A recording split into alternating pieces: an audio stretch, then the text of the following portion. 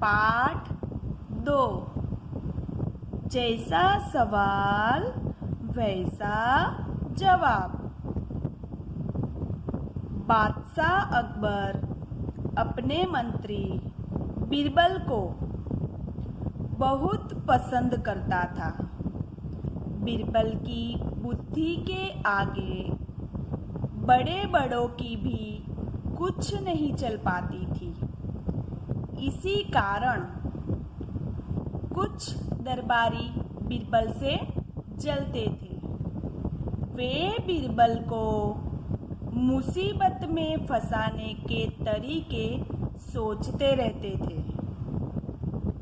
अकबर के एक खास दरबारी ख्वाजा शरा को अपनी विद्या और बुद्धि पर बहुत अभिमान था।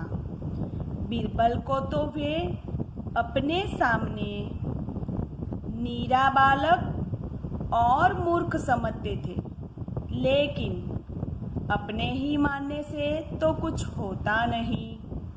दरबार में बीरबल की ही तूती बोलती और ख्वाजा साहब की बात ऐसी लगती थी जैसे नकार खाने में तूती की आवाज।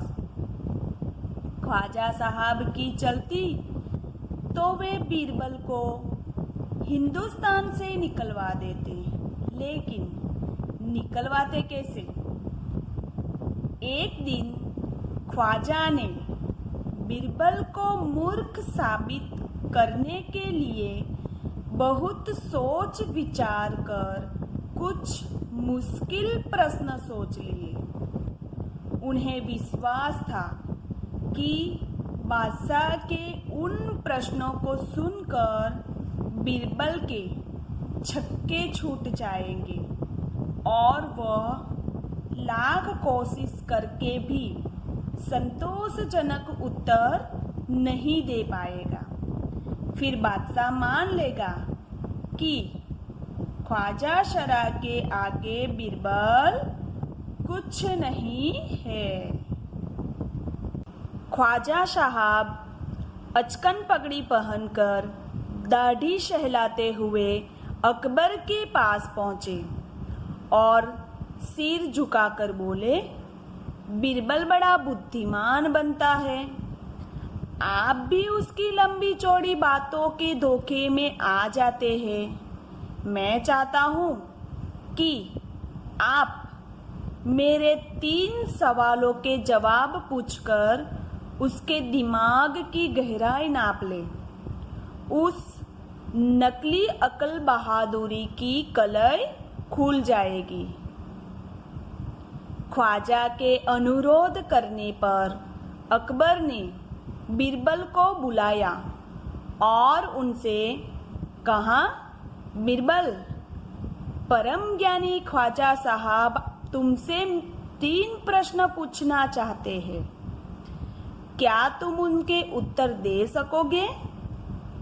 बीरबल बोले, जहांपना जरूर दूंगा, खुशी से पूछे। ख्वाजा साहब ने अपने 3 सवाल लिखकर बादशाह को दे दिए। अकबर ने बीरबल से ख्वाजा का पहला प्रश्न पूछा, संसार का केंद्र कहाँ है? बीरबल ने तुरंत जमीन पर अपनी छड़ी गाड़ कर उत्तर दिया, यही स्थान चारों ओर से दुनिया के बीचों बीच पड़ता है। यदि ख्वाजा साहब को विश्वास न हो तो वे फीते से सारी दुनिया को नाप कर दिखा दे कि मेरी बात गलत है। अकबर ने दूसरा प्रश्न किया, आकाश में कितने तारे हैं? बीरबल ने एक बेड़ मंगवाकर कहा, इस बेड़ के शरीर में जितने बाल हैं उतने ही तारे आसमान में है। ख्वाजा साहब को इसमें संदेह हो तो वे बालों को गिनकर तारों की संख्या से तुलना कर ले। अकबर ने तीसरा सवाल किया, संसार की आबादी कितनी है? बीरबल ने कहा, जहांपना, संसार की आबादी पल पल पर घटती बढ़ती रहती है, क्योंकि हर पल लोगों का मरना जीना लगा ही रहता है। इसीलिए यदि सभी लोगों को एक जगह इकट्ठा किया जाए तभी उनको गिनकर ठीक ठीक संख्या बताई जा सकती है। बादशाह तो बीरबल के उत्तरों से संतुष्ट हो गया, लेकिन ख्वाजा साहब नाक भौं सिकोड़ कर बोले, ऐसे गोल मोल जवाबों से काम नहीं चलेगा जनाब। बीरबल बोले, ऐसे सवालों के ऐसे ही जवाब होते हैं।